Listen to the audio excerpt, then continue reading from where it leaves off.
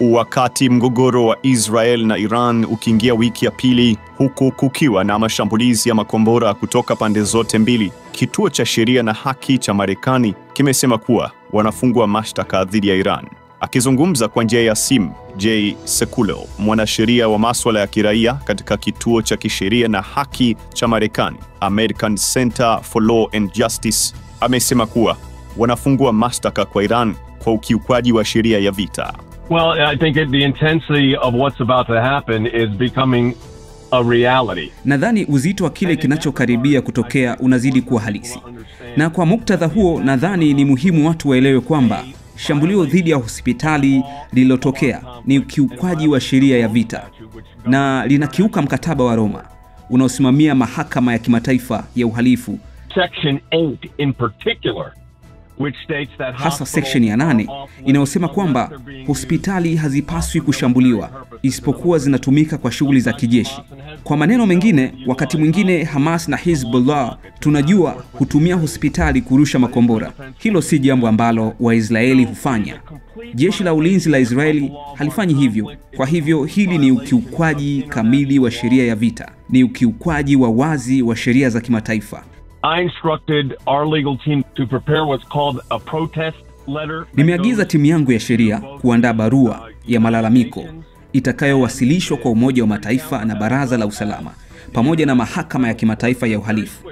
Mashirika haya ya kimataifa huchukua hatua kwa haraka kuyashambulia mataifa kama Israel na kufungua mashtaka dhidi yao. Kwa mfano, Benjamin Netanyahu yuko chini ya mashtaka, jambo ambalo ni la ajabu, lakini ndivyo hivyo. Sasa tuna shambulio dhidi ya hospitali ya kiraia, ukiukwaji wa wazi wa sheria za kimataifa na za vita, na hatujasikia chochote kutoka kwa mashirika haya ya kimataifa. Ndio maana tumeiambia timu yetu ya kimataifa kuandaa nyaraka muhimu mara moja. No doubt about it. And this hospital was in Beersheba. Hakika, hakuna shaka. Na hospitali hii ilikuwa Beersheba. Bila shaka, unajua maeneo haya kwenye maandiko, hayo ni maeneo ya kale ya Israeli. Lakini hili ndilo tunalo sasa. Usifikirie hata kwa sekunde kuwa wa Iran hawakulenga hospitali hii kimakusudi. Hili halikuwa shambulio la bahati mbaya. Halikuwa tukio lisilopangwa. Walipanga kulenga hospitali hiyo. Wamesababisha uharibifu mkubwa wa hospitali hiyo. Na hospitali hiyo inahitajika hasa wakati wa vita. Kwa hiyo wanakiuka sheria za kimataifa wazi wazi. Lakini hebu niambie, unachopaswa kufanya hapa. Tunapaswa kujenga msingi wa msaada wa kisheria kwa hili. Taasisi za kimataifa zitaingia na kuanza kufanya kile wanachokifanya daima, yani kushambulia Israeli badala ya wahalifu wa uhalifu wa kimataifa. Hivyo kwa kutuma barua hii ya malalamiko mara moja, tunaweka Umoja wa Mataifa katika hali ya tahadhari. Tunaweka Baraza la Usalama katika hali ya tahadhari. Tuna uhalali kupitia kituo chetu cha Ulaya cha sheria na haki na uhalali wa kufanya hili, na pia tunafanya hivyo hivyo katika Mahakama ya Kimataifa ya Uhalifu ambako tayari tumewahi kufika kwa niaba ya Israel na Marekani. Where we've actually appeared before on Israel's behalf and on behalf of the United States and other proceedings.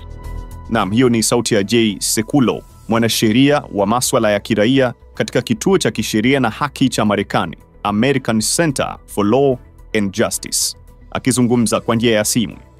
Makombora ya Iran Alhamisi hii yameshambulia Israel na kusababisha uharibifu mkubwa katika maeneo manne katikati na kusini mwa Israel, ikiwemo hospitali ya Soroka. Lakini Iran kupitia vyombo vyake rasmi vya habari ilisema kuwa shambulio hilo lililenga kituo cha kijeshi na kijasusi cha Kondar kilichopo jirani na hospitali ya Soroka, na kwamba kombora hilo halikupiga moja kwa moja katika kituo cha tiba.